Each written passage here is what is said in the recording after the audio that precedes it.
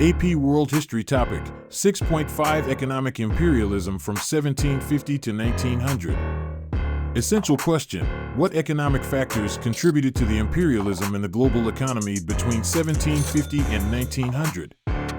The period spanning 1750 to 1900 witnessed the rise of economic imperialism, an era characterized by the dominance of foreign business interests, reshaping global economic dynamics.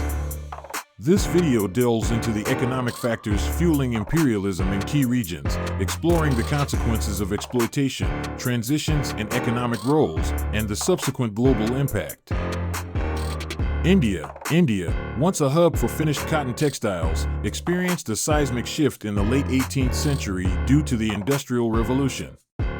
The emergence of Britain as a textile powerhouse flooded the market with inexpensive textiles, ousting independent Indian artisans. By the late 19th century, India transformed from a textile producer to a supplier of raw cotton for Britain.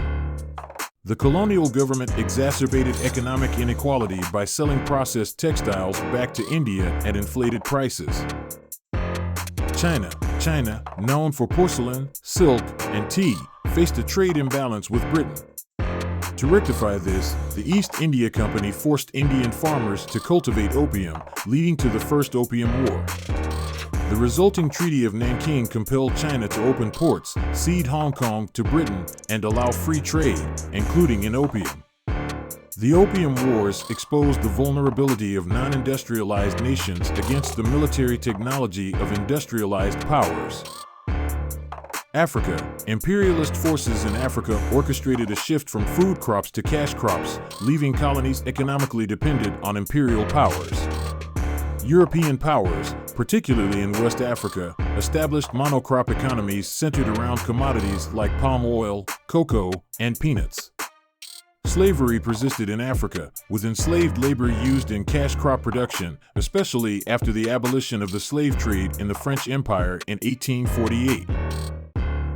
Latin America. In Latin America, the emergence of a new imperialism saw European and U.S. aggression seeking raw materials, low-wage labor, and new markets. The Monroe Doctrine asserted U.S. influence, and American investments supported infrastructure, industry, and agriculture. Foreign-based corporations, exemplified by the United Fruit Company, wielded economic power, creating politically unstable states known as banana republics. Hawaii. In the Pacific, Hawaii became a poignant example of the power of investments. American businesses and sugar planters orchestrated the overthrow of the Hawaiian monarchy in 1893, anticipating annexation by the United States. In 1898, Hawaii indeed became a U.S. territory, illustrating the transformative influence of economic interests on weaker states.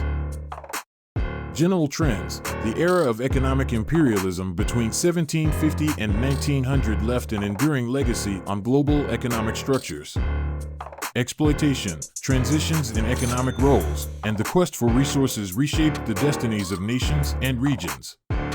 Understanding this complex historical interplay is essential for comprehending the roots of modern economic systems and the enduring impacts of imperialist practices. And now you should be able to answer the essential question, what economic factors contributed to the imperialism in the global economy between 1750 and 1900?